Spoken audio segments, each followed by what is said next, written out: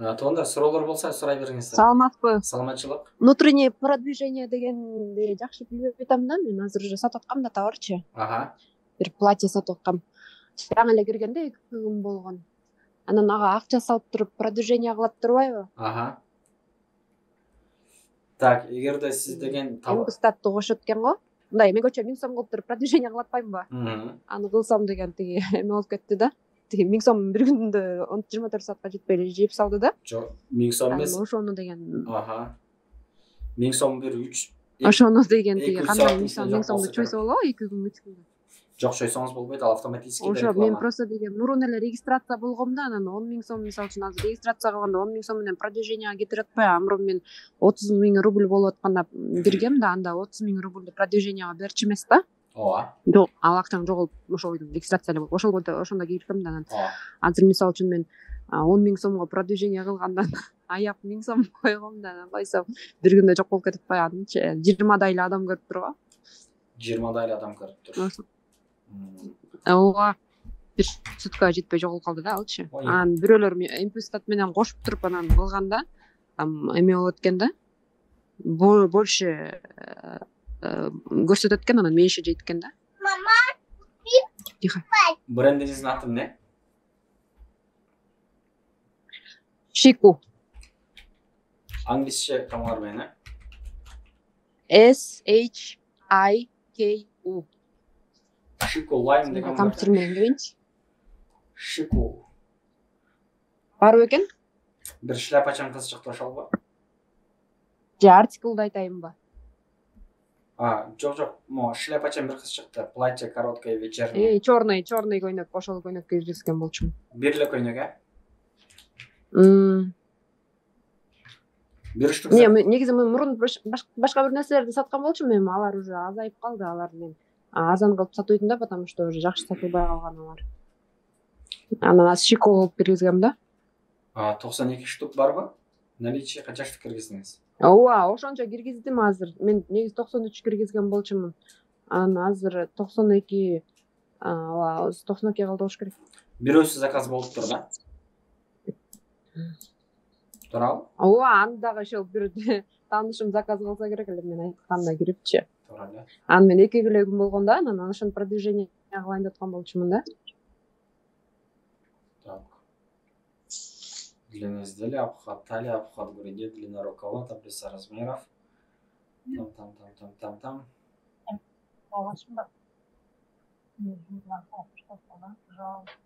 Мо главный фотодо мо сумка менен неге платьянын этегин жаап салдыңыз?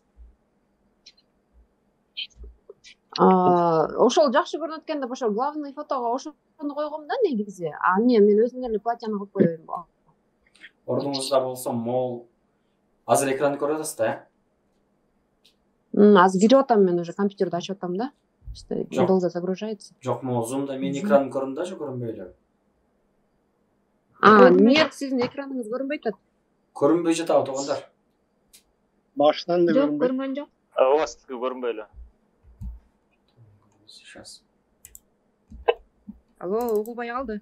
Эми көрүнүп атабы? Көрүнбөй эле. Запустили. Вот. Эми көрүнүп атайм. Хорошо, ушинтип коштоп турсаңыздар. Ато мен сиздер көрүнүп атат го деп ойлоп атам да. Мисалы, мо немедин сиздин атыңыз ким эле? Гүлнара. Гүлнара эже. Сиздин товарыңыз мо? Бир штук сатылып тур, 92 штук остаток бар экен да, коррежинаға киргизиптирсиз, Ясно. Не знаю, мол сүрөттө сиздин товарыңыз моого караганда көбүрөөк жакшы көрүнүп атат, байкап атасызбы? Биринчиден, Мондабы? Мисалы, мол сүрөттөчү караңыз. Биринчиден, сүрөттүн оң жак жана сол жак капталында слишком көп бош жер бар. Ысырап болгон жер бар да, мындайча айткандачы. Бул бир. Экинчиси деген керексиз деталь шляпа менен сумка бар. Шляпа хорошо, бирок эң маанилүүсү могул сумка деген сиздин платьянын этегин жаап калган да. Адамга сумканы көрүш эмес, могул жакта бирок мына этеги кандай бүтүп атканы көрүнүп турбайбы? Ушул менин оюмча жакшыраак болмок да. Просто эле менин оюмча башыны чуть-чуть бир сантиметр бир аз дагы көтөрүп коймокмун. А так сүрөтүңүз со вкусом жакшы тартылган. Мол поясы камтылган ичинде могу кызкырынып турбайбы? ооба ошо мындай да кийсе болот, пояс менен кийсе болот да ошо. То есть бар бул, ооба. Кээде неме болуп Пояс калат? менен кошо. Кээде неме болуп калат да, мисалы, ичинде жок могул пояс, бирок сүрөткө түшкөндө элдер поясы дагы бар экен деп алышат. Колуна тигенде Пояс менен кошо да бул жерде. Пояс жок болуп калса, анда отказ кылып салышат да. Так. Вообще сүрөттөрүңүздөрдү жакшы тарткансыздар, себеби немелер менен тартылган да. Не деп коет эле? Детальдар да кошо тартылган да. Ошо мен аябай айткан болчумун да, мындай кылып тарткыла, тигиндей кылып тарткыла депчи. Так. Мол сүрөт жок. Мол сүрөт хорошее фото да. Инстаграмга жүктөсөң. Ушуну хороший фото деп эң башында ушуну койгом да. Кайра отуруп көрмөй калат экен көйнөк деп тигини койгом. Бизге алмаштырып койгом да. ооба, бизге хороший фотонун кереги жок, бизге продающий фото керек. Бул Инстаграмга жүктөсө болот монучу. А бизге деген сата турган фото керек, сата турган фотодон мол жакшыракпы дейм да. Кыздын жүзү дагы, товар дагы, бүт бардык детальдар дагы в общих чертах жакшы көрүнгөн бул жердечи. Так. Размерлерден канча штуктан бар? Мен жөн эле 20 канча штуктан эле кетирген болчумун. Биринчи сатып көрөйүн дегем да. Кандай өтөт экен депчи. Башка суроо, мол немени каяктан жаздырдыңыз, описанияны? Аны мен өзүм жаздым. Өзүңүз каяктан жаздыңыз? Кандайча өзүм жазам го? Жөн эле отуруп алып жаздыңызбы? Ооба, ошентип эле жазып эле мага кандай эмелер керек экенин. Башка бирөөлөрдүн дагы ушундай сүрөттөрүн алгам, башка кыздардынчы, тоже колу узун, стойка воротниктери менен алардын сөздөрүн, эмнелерди карап алып туруп, анан ошолордун сөздөрүн карап, анан бирок алардыкына вообще окшошпойт да меникичи. Бирок ошол именно использовать эткен там женское платье с воротником деген сөздөр бар го. Ошонун баарын колдонгом да. Ну, ключевой сөздөрдүчү. Просто деген мен продвижение кылып ишим керек болот быстрочу. Андай нерсе жок. Продвиженияга кирдим да. Продвиженияга кирсем, кирип туруп анан ошол 1000 сом эле коюп койгон болчумун да. Акчам азыраак болгондуктан. Анан элдер ошо жана алган 10.000 сом менен кирип продвижение жакшы болуп атпайбы? Аз эле показ болуп ушинтип калды да. Аны ойлоп аткам да, мен продвижениени туура эмес кылып салдымбы депчи. Жок, биздеги эң чоң проблемалардын бирөөсү, мен каждый сабак сиздерге кайталайм. Бизнес мышлениесинин жоктугу да. Керек эле Viber'да таза болуп кетем десеңиздер, андай нерсе жок. Так что азыр муну ойлонобуз. Мисалычы, описанияны өзүңүздүн жазгандыгыңыз это талант катары жакшы да. Бирок технический жактан караганда мен мынтип айтат элем, караңыз. Мисалы, похоже издеп көрөлү. Молар сиздин конкуренттериңизби? Мен вообще бул көйнөктөрдү караган эмесмин, башка бир эле кыздын көйнөгүн каралып атам. Ошону таппай калдым да кайрачы. Жазып атканда, я когда вдохновлялась сделать это платье дейм. Это ошондо меникиндей платье жок да, эмеде, Валберсте. Просто элдер деген Валберсте платьяны алып эле копия кылып жасап атышпайбы? А я не хотела сделать копию. Индивидуально башка кылайын дегем да. Түшүндүм. Вкусуңуз бар, это хорошо. Гүлнар эже, мындай кылабыз да азыр сиз мененчи. Азыр мен сизге вкратце эле тапшырманы берем, сиз кийинки сабак ошону аткарып келишиңиз керек болот да. Тем более сиздин товарыңыз азыр уже Вайберске чыкты, 2 күн болду дедиңизби? Ооба. 2 күн болгон болсо 28-inde кирген, 28-inde. Прям кечинде кирген, получается 29, 30, 31, 3-күн болуп кетиптир го уже даже. Ооба. 3-күн болуп кетиптир, значит сизде бир 10 күндөй убактыңыз бар да. Канчалык бат кылсаңыз ошончолук жакшы болот. Өзүңүздүн товарыңыз аз платье сарафанында турат экен категорияда, Өзүңүздүн товарыңызга аябай окшогон товарлардын немесин табасыз да. Бул жактанчы окшош товарлар табасыз.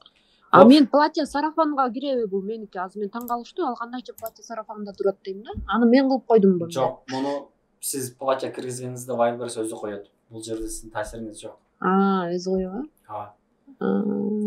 Анда мен платье сарафан деген ключик немелерди колдонушум керек болуп калабы? Караңыз. Ассистенттин ичинде көбүк рубрика бар да. Көбік рубриканың ішінен топ 15 конкурент деген бар, көрдіңіз бе? Ушул жаққа өзіңізге ең жақын топты сатып жатқан 15 товардың ссылкасын қоясыз бұл жаққа. Бұл жаққа. Чтобы біз кейінгісінде сіздің разборыңызды көргенде түсіне тұрғандай болып. Андан кейін не қыласыз? Мол товарда. Допустим, ушул сіздің бір конкурентіңіз да. Логикасын түсіне алыңыз, чтобы біз көп уақыт қорытпай, дальше жылалы да. Айтып беріңіз. Бұл товардың ссылкасын аласыз. Білем, бұл слишком асатады. Башқасын көрсетейін. Білен, мысалы, мол товар деп қойырыңыз да. Бұл товар деген ақырғы бір айдың ішінде Wildberries'те почти 4 миллион оборот қылып тұр, көрдіңіз бе? Бұл товардың ссылкасын аласыздағы ассистентке келіп тұрып, біріншіден бұл жаққа ссылкасын қоясыз товарыңыздың. Кейінкіге керек болады да. Одан кейін бұл товарды деген поиск по SQL деген жерден іздейсіз да.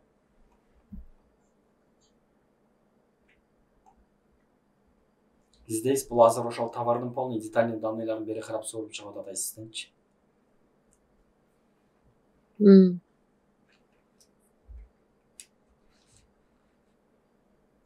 Мына. Бұл товардың ылдыйға түшөбүздагы мол жерде бұл товар кайсыл ключевой сөздөр менен топқа чыгып атканын көрсөтүп турат. Көрдүңүз бе? Мисалы, шикарное платье на одно плечо деген сөз менен бұл товар топ биринчи деген да поисковикте. Жашылдар болгондо ушундай жакшы, э? Платье вечерний деген сөз менен 17-8 мол жогору жак датасы да 3 декабрь 4 декабрь деп туруп акыркы бир ай бар могул жакта полностью карагандачы. И получается бул товар сиздин конкурентиңиз платье вечерний деген сөз менен топко чыгыптыр да. Поисковик ошону колдонуш керек экен да. Сиздин кыла турган ишиңизчи, караңыз. 15 конкурентиңизди топтойсуз, өзүңүзгө эң жакын болгон 15 товарды аласыз дагы, алардын ссылкасын коюп туруп, ар бирин могул жактан издеп көрөсүз.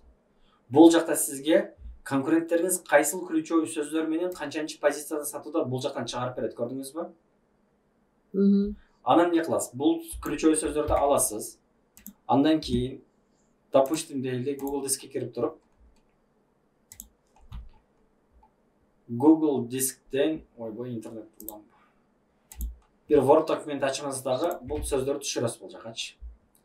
Түшүргөндөн кийин эмне кыласыз?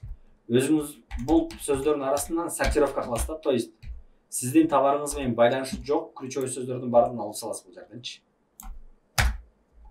Ключевой сөздөрдү алып саласыз дагы, эмелесетиңиз 15 товардын ключевой сөздөрүн түшүргөндө бул жерде сизде балким бир 1000 ключевой сөз түшүшү мүмкүн, же 700 ключевой сөз түшүшү мүмкүн. Ошону бир 5-6 саат вактыңызды бөлүп олтурасыз дагы, бардыгын тазалагандан кийин аркада калган сортировкадан кийинки сөздөрдү аласыз. Кайра Wildberries'ке келесиз, ассистентке келесиз дагы. Бул жерде генерация описаний деген жер бар, көрдүңүзбү? Бул жака ушул ключевой сөздөрдү кошуп коесуз. А жогору жака болсо, сиздин товар менен байланыштуу эң главный ключевой сөз кошосуз. Мисалы дейли, вечернее платье миди дейсиз, допустим, дейли, да. Дальше эмне кыласыз? Бул ключевой сөздүн немесин аласыз. То есть бул конкурентиңиздин эң топто сатып аткан конкурентиңиздин артикулун аласыз дагы бул жерге коесуз. Описание канча сөз болуш керек? 1000ден 2000ге чейинби же 1000ге чейин немеси жок? Мисалы 1000ге чейин дейсиз дагы, бул жактан генерировать описание дегениңизде сизге описание жазып берет. Бирок бул жерде азыр сиз өзүңүздүн оюңуздан чыгарып жазып атпайсызбы? А бул жерде болсо ассистент сизге именно конкуренттериңиз колдонуп жаткан ключевой сөздөрдү колдонуп туруп описание жазгандыгы үчүн индексацияга жакшыраак келет деген сөз да. Логикасын түшүндүңүзбү? Ооба. Ушуну канчалык так жана канчалык бат аткарсаңыз, ошончолук өзүңүзгө жакшы. Андан кийин бул жакта азыр описание чыгат да. Ушул описанияны товарыңыздын описаниясына коюп, 2-3 күн күтүп, андан кийин реклама запуска этиш керек. Себеби бул описание тиги, мисалы мен көрдүңүздөрбү, бир описание жазып берди, сонун кылыпчы. Анан ушуну эле, мисалы муну деген бул жака алып келип кое турган болсак, мына даяр описание чыкты бул жерденчи. Ушул описанияны өзүңүздүн товарыңыздын карточкасына коюп, 2-3 күн күткөндөн кийин Wildberries'тин базасына кирет бул. реклама запускать эткениңизден кийин ушул жакта колдонулган ключевой сөздөрдүн кээ бирлери менен сиз поисковикке кирип кетишиңиз керек да. Логикасы түшүнүктүү болсо, ошону контуп коюп жакшылап. Ушуну контуп коюп жакшылап аткарыңыз анда, хорошо? Рахмат. Ошол негизи мен бир суроо бере алайынчы. Деге ошол мен коюп атканда негизи канча сом киргизишим керек? Биринчиден канча күнгө деп ушундай. Ошондой 10 000 сомдой киргизиш керекпи же 5 000 сом киргизсе деле жарайбы кандай? Жок, для начала бир 1000 сомдой кетирип туруп, анан ал жакта неме бар да. Азыр менде 1,5 личный кабинети бар бекен, Карап коеюнчу. Ошол жерде эле регулировать эте албай койдум да, кантип туура киргизем депчи. Баарына эле керек болсо керек, бул негизи азыр продвижение самая интересная тема го. Ой, блин, жүрбөйт. Итак эле реклама деген сөз бул аябай оңой запускать этесиз, бирок аябай кыйын оптимизация кыласыз да. Запускать этип коюш оңой эле, бирок оптимизация кылыш кыйын. Көп убактыңызды алат.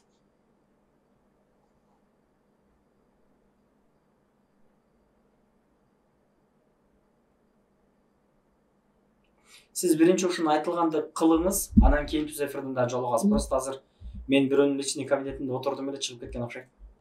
Хорошо? Мейли, рахмат. Давайте.